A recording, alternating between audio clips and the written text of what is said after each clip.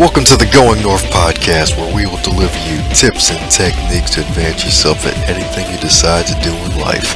I'm your host, Dom Brightman, and every Thursday I will be delivering inspirational and informational content with interviews from various authors, especially self-published ones. Be sure to check out my book on Amazon.com called Going North. And now we'll be getting into our interview.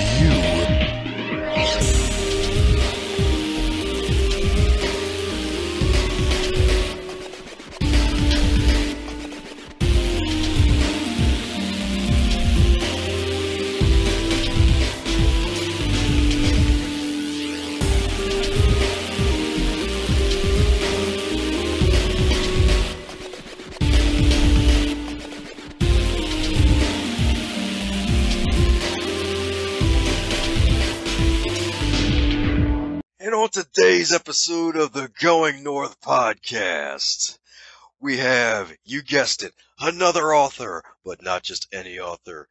This guy right here, I've met him back in 2015 at my first ever Toastmasters conference, and he handed me his business card, and I was just amazed at the fact that there's this ultra positive dude, looked like we're about the same age. He's in his 20s and doing these great things. He had a book out at the time, and now in the year 2017, he is a best-selling author of 3 books in total, including my personal favorite out of the 3, Reach Your Mountaintop.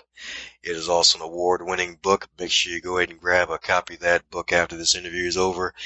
And he's also a world traveler, keynote speaker, and all-around great dude who will help you unlock the door to reaching your version of ultimate success. And it is none other than my good friend and pal, the legendary speaker, Jeff Davis. How you doing? Dominique, thank you for having me. It's an honor to be here. I'm doing very well, always lighting the world on fire, and I'm excited for our chat here today. Oh, yeah. So I gave the world a little glimpse into the lens of the wonderful life of Jeff, but beyond the bio, could you tell us a bit about yourself and how you currently got to where you are today? Yeah, absolutely. So as you said, I'm an author, professional speaker. I'm also a world traveler, and I'm constantly pushing out messages to the world on authentic leadership, reaching your own version of success, and getting over difficult challenges and setbacks. At the present moment, I've been doing a lot of speeches around my 3rd book, which was published in June of this year, 2017, called The Power of Authentic Leadership, Activating the 13 Keys to Achieving Prosperity Through Authenticity. What I'm sharing with others is how you can use your own authentic, innate power within your own psyche and soul to push out powerful content to the world that will help others. Taking off that mask, not having a hidden agenda, and just being your genuine self. There's so many people in the world who will con other people, who will backstab other people, who will try to sabotage their success. And I'm incredibly passionate about empowering people to have integrity, to be genuine, to be kind. And it's not just paying lip service to those ideas. It's actually putting them into reality. Because what I said here, a lot of people pay lip service to, but one of the core themes of my book, The Power of Authentic Leadership, is to actually put it into practice. It's not so much what you say, it's what you do that counts. It's not so much what you know, it's what you apply that counts. So, Dominique, what I'm up to right now is pushing out that message of authentic leadership, of caring for others and being your genuine self to the world, and that's been going very well. And then to answer part 2 of your question, very quickly here, some challenges I had to overcome to get to where I am today. A couple of them that come to mind. One is in dealing with the expectations of other people. And I mean this, by the way, very seriously. I don't mean this lightly. I had everything from friends to family members, God bless them, to coworkers, to acquaintances. I've had the world laugh at me as I was gearing up and initially growing my writing and speaking. I had people, Dominique, who would email me like 5 paragraphs telling me why I shouldn't be doing what I'm doing, and telling me that I'm just dumb and out of my mind, and I'm not exaggerating here. So it's very difficult to deal with those critics. But what I've found is that when you connect with your own power inside, your own spark, and if you know why you're doing what you're doing, if you have clarity, and if you're clear specifically on your values, it'll be a lot easier to push past those critics and naysayers. So that was one challenge I had to overcome. And there were times where I doubted myself and I was ready to give up. And I didn't know if I could ever even reach your mountaintop because of all these critics and haters who laughed at me. But I pushed through it because I connected with that internal spark. I knew why I was doing it. I knew this message could help other people. And then another challenge I've had is financially. Financially, I'm doing better now than I have been in the past. But especially when I was starting out, I didn't have a lot of funds. And I know this is something that a lot of people can relate to. And how I got past that is I've realized you can push out your message to the world without having a lot of funds. You have to be scrappy, as I like to call it. You have to find creative ways to do it. So, a couple super quick tips. Maybe it's a Facebook Live post, or just anything on Facebook. Maybe you're pushing something out on Twitter or LinkedIn. Maybe you're speaking at a Rotary Club for free. Maybe you're speaking at your Toastmasters Club. Maybe you just record a video on your phone. You don't even have to, if you can't afford a video camera, record a video on your phone and upload it directly to YouTube. So there are ways to get started without having a lot of money. So if you're out there struggling like I was financially for a long time, realize you don't need a lot of money to make a difference in the world. You can volunteer at homeless shelters and soup kitchens. You can, like I said, push out those messages in ways where you don't need to spend a lot of money. That is some great stuff right there, man. That is some great stuff from the authentic leadership, not just the generic leadership that you hear is almost like a buzzword nowadays, to folks just trying to sabotage you and try to put you down. I mean, 5 paragraphs? Are we talking like textbook 5 paragraphs where you have to have 5 to 7 sentences per paragraph when they were? My friend, we're talking 7 paragraphs and 6 sentences a paragraph. I mean, some people, and I say this completely lovingly and respectfully because I'm the kind of person who will move beyond it. It's quite sad that that's how people actually spend their lives and put their time. And look, I'm not judging them for it, but I'm sure you'd probably agree it's quite sad that, they're going to spend an hour composing a 6-paragraph email about why I'm wrong to be doing what I'm doing, when really all I'm doing is helping other people.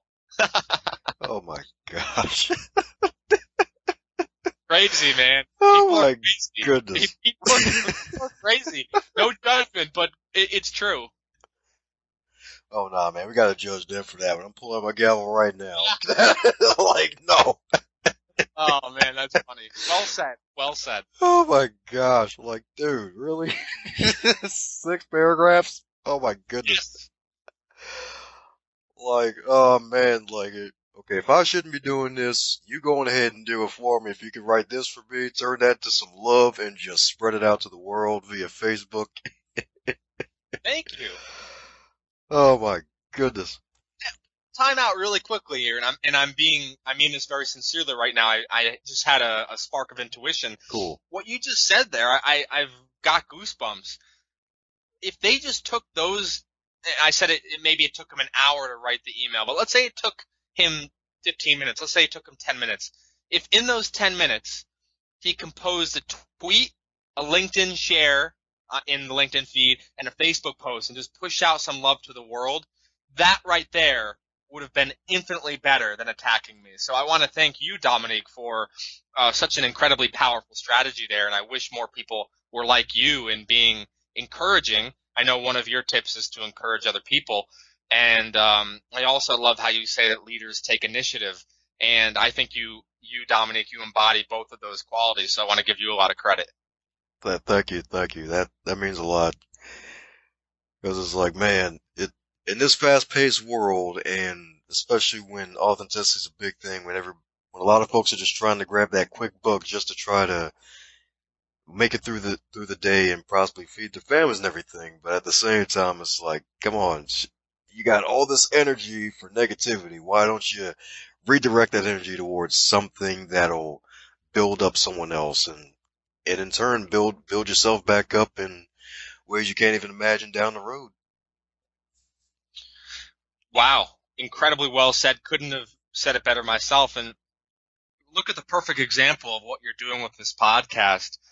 You could have easily said, I know you have a lot going on. You have a hectic schedule. You could have easily said, I'm too busy. I've got too much going on. But you took the initiative to connect with people, feature them on your podcast, and then spread that love and those messages into the world.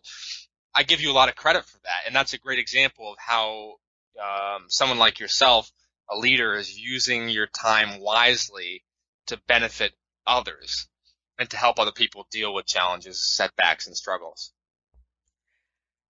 Yeah, exactly. Because I mean, folks always need at least something where they can at least share the message out there, and just sharing it on their own may not be enough. They just may need that extra push, that extra just nudge, like, hey, you can do this. Hey, I was on this podcast recently. Why don't you check it out, see if you like it, share with your buddies and whatnot, and then you get to, in turn, prove the haters wrong. Yeah, exactly. I'm all for proving the haters wrong. And one thing I'd like to add to this discussion is piggybacking off of some of the wisdom you just shared, is proving them wrong in a genuine way. And let me explain this because it's easier said than done. But for a while, especially with people who judged me in high school or who were cruel to me in college, and by the way, I wasn't perfect either, but there were a lot of cruel people in high school and college that I encountered. Definitely.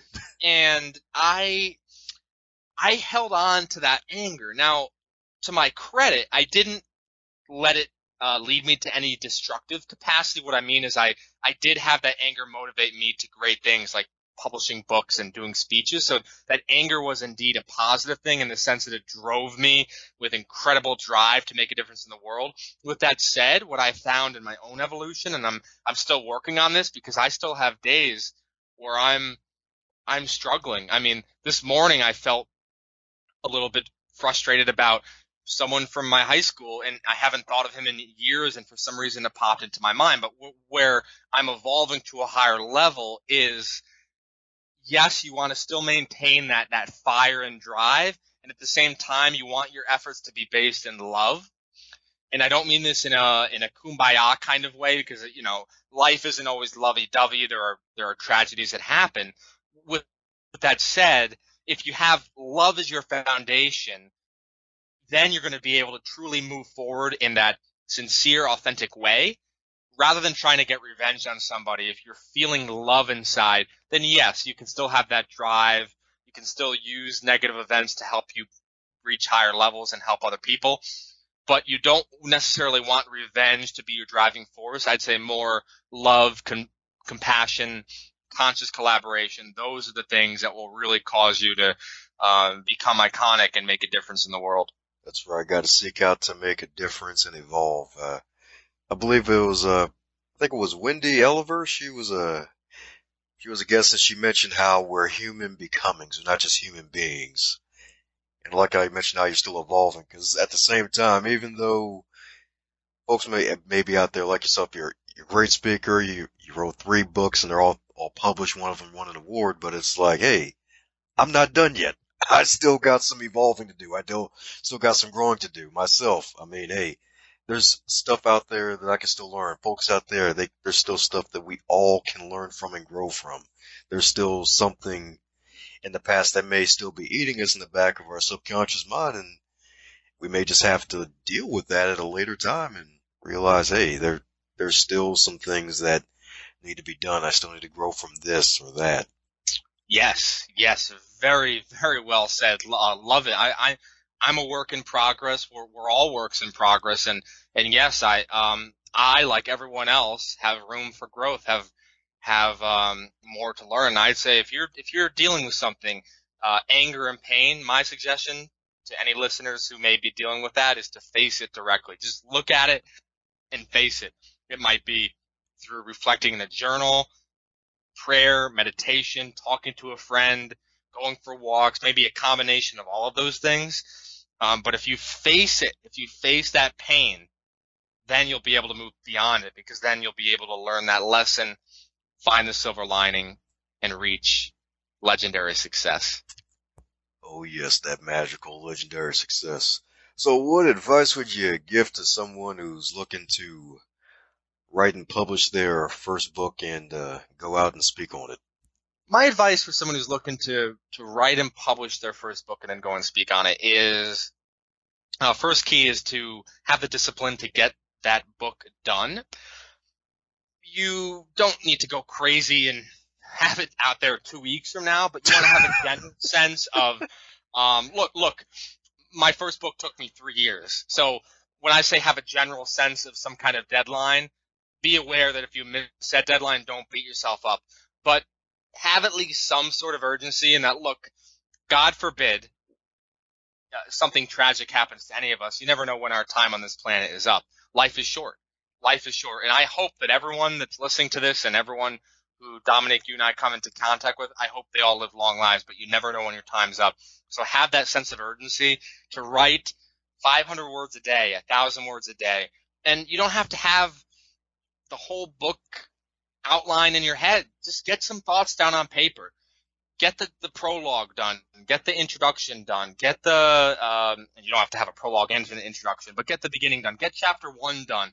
When you get chapter 1 done, you'll move right into chapter 2. Keep it simple. One thing I learned with my first book is I wrote like a 600-page book. Nice. And I ended up editing it down to like 200 pages. And it's okay. It was a very good process. But what I've learned from that experience is, don't feel like you have to write an encyclopedia in your first go at it.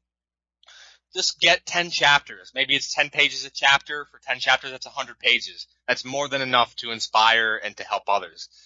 So yeah, do that. I would look into avenues to publish it. I've used ebookit.com, which is a good service. Other ones that I've heard other people using are CreateSpace, a good book out there that will help you learn some self-publishing options is by Guy Kawasaki, called Ape, Author, Publisher, Entrepreneur. It's a book I recommend that will give you some insights into the self-publishing world. And then once you're getting it out there, make sure that you're giving the world enough time to be aware that you're working on it. So do some social media posts to get people interested, email people one-on-one, see if you can get people on your street team to help you promote it, like a good friend, a colleague, or a coworker who believes in you.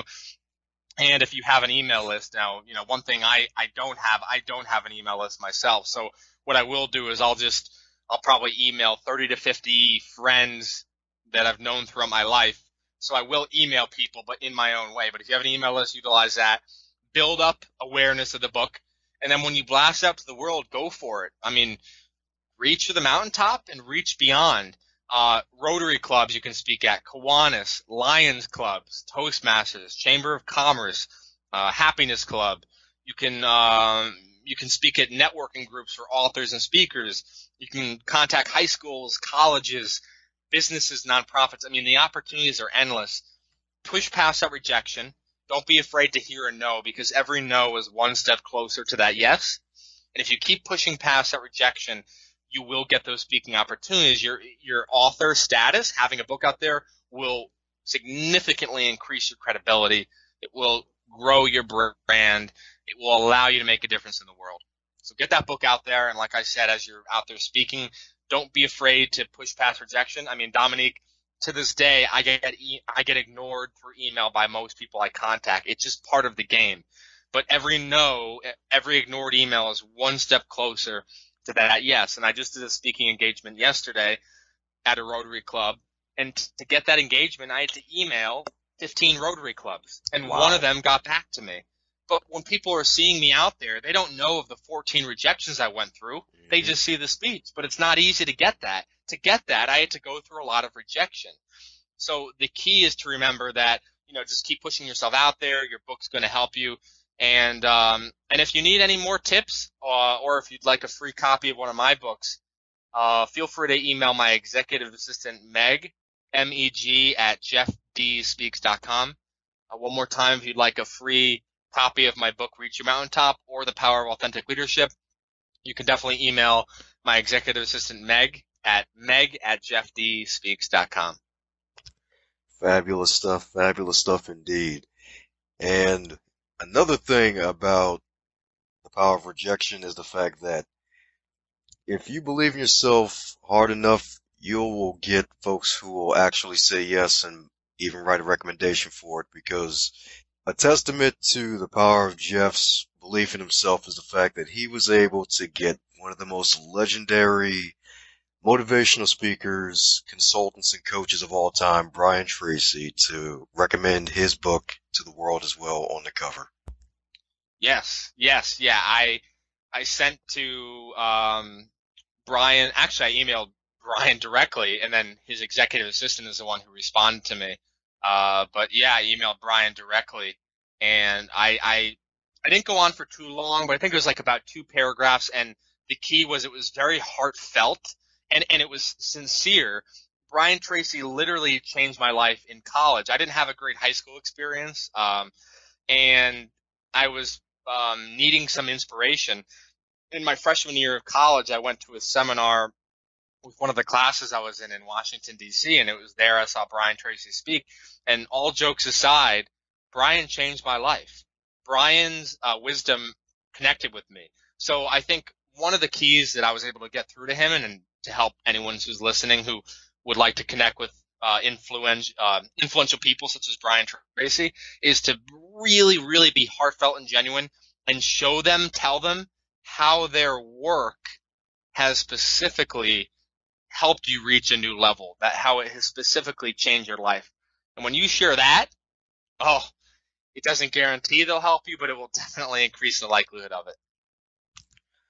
That's right. Gotta learn and speak their language, and you gotta give them proof that you actually really appreciate them, because Brian Tracy, he is legendary. He has just loads of content. Dude, guy's a gold mine of knowledge and inspiration.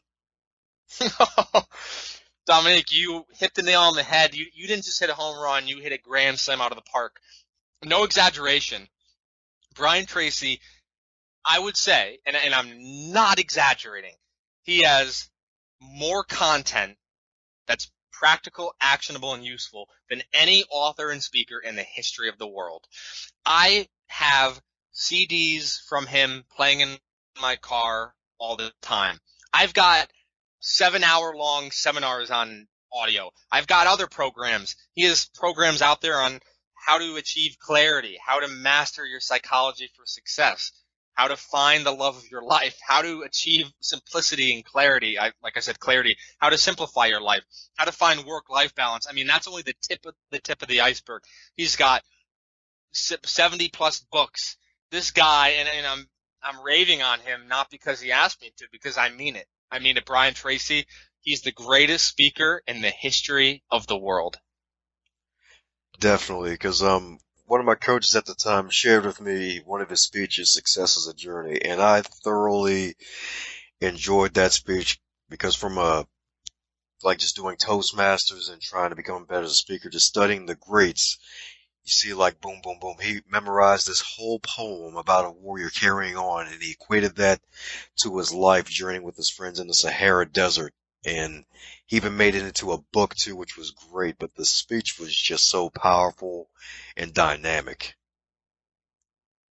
Wow, that's powerful. That's very powerful. Well, since we're on great authors, any books that really have inspired you to just take action and stuff that you recommend to others?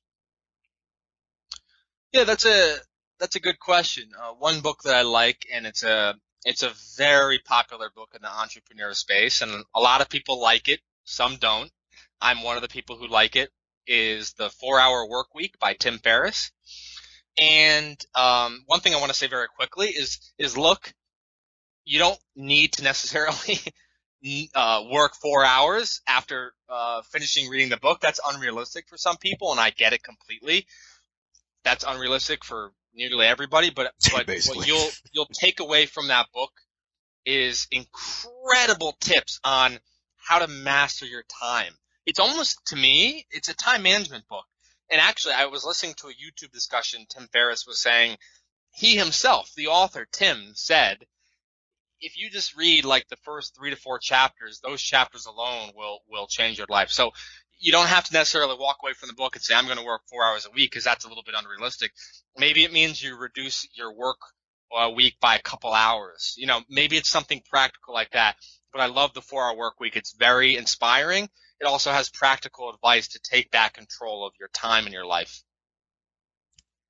Yes, that book is, I have to say, if there was like probably a top 5 list of books that every entrepreneur should read, that book would definitely be in the, just in the top 5. That book alone has so much content. I listened to the audiobook about a year ago, and it was so much content. I had to go back and listen to it again and actually buy the book, because it is it is just immense. And I work in a library, and I basically have access to just about every book in the world.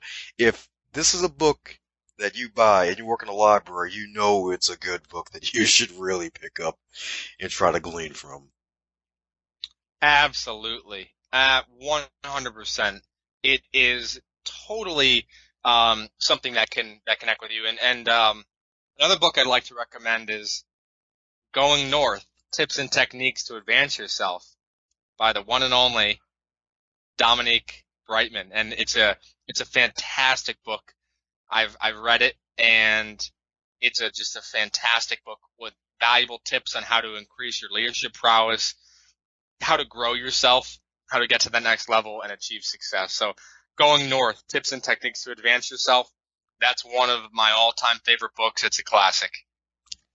Sweet. The author truly enjoys hearing that. Yeah. The author being you. Yes. Yep, Dominique will definitely love to hear that, definitely. And you've got the book on audio book? Yep, it's finally on audio too. It's only about $7 on Audible for about 70 minutes of your time. So if you commute from DC to Baltimore, $7, you'll have the best commute ever. Did you record it, or did you have someone else record it? Oh no, it's me. I did the voiceover, read the own book. Folks been telling me I got this radio voice for years, so folks need to go ahead and pick up that audiobook and hear the goodness. Oh, wow. I'm impressed. I've had 2 of my books recorded by a good friend of mine, Al Kessel. Great guy, by the way. And I love his recordings. I'd love to record them myself, but I never found it to be cost or time effective. So I'm impressed you were able to do that, and not now, but maybe offline I can pick your brain about how you did that, because I may want to do that myself in the future. Oh yeah, definitely, especially for the folks that know you. They'll be like, oh shoot, I get to hear you while you're gone on trips to Budapest and whatnot. Hooray. Yes. Alrighty, so any music that inspires you to just get ready and get started with your day? Yeah, I love 90s music, and I know that's a little bit of a general term, and it can be eclectic as well, but 90s songs, like for example, I Get Knocked Down by Tub Thumping. I Get Knocked Down. I love the Bittersweet Symphony by Verve. I love Wavin' Flag. Ah, okay. That's it. There's a Wavin' Flag. Yeah. Oh, Wavin' Flag is just a remarkable song. So for me, and I have a very eclectic taste in music. I like some classic rap, and what I mean by classic rap is I don't like contemporary rap like 2017, but I like late 90s, early 2000s, like Eminem, Snoop Dogg, Dr. Dre. I also like classic rock, so like the Eagles and the Doors, and those kind of songs. So yeah, classic rock. Not all rap, but certain kinds of rap. And then, like I said, a Wavin' Flag by Kanan. It's just a very inspiring song about really just not giving up and pushing forward and embracing love. Yeah, that song was really good. I think it was maybe 10 or 12 years ago. A friend of mine actually shared that with me, and And that song truly is inspiring. Just like a waving flag Yeah. and the beat, it's just so soothing and peaceful. It may not bump in the whip, but it's just something that'll just inspire you to just go forth and just really Yes. just keep going. Completely. Well, alrighty. It's coming down to the last question I'd like to ask every guest on the show, and that is, what advice would you give to yourself if you were 25 in 2017? That's a great question. Like all your questions, that's a great question. What advice would I give to myself if I were 25 in 2017? First, a piece of wisdom is realize that you're going to make mistakes in your 20s and do your best to enjoy it along the way. And this is so cliche, and it's actually one of those cases where I'm teaching someone else what I most need to learn myself, because we were just chatting earlier before we got on this recording call for your awesome podcast about how, sometimes it can be difficult to enjoy the journey. So this is something I've actually struggled with, but if I were to tell my 25-year-old self, I'd say, hey, enjoy the journey and, realize, look, you're going to make mistakes. Don't beat yourself up too much. Just keep pushing forward.